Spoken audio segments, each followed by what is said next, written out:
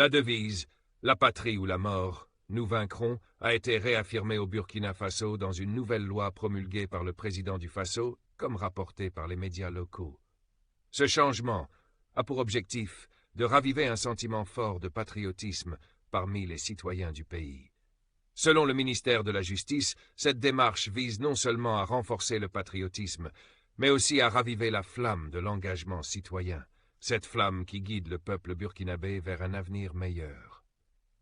Cette célèbre devise « La patrie ou la mort, nous vaincrons » a été introduite par l'ancien président Thomas Sankara dans les années 1980.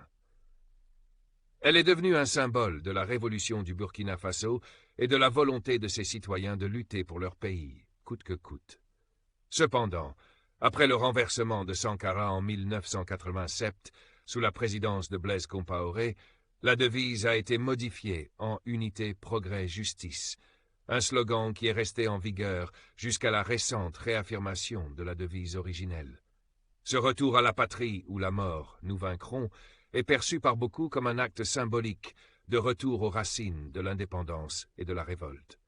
C'est une tentative de renouer avec l'esprit de solidarité et de lutte pour le progrès national, tout en suscitant un renouveau de la conscience nationale.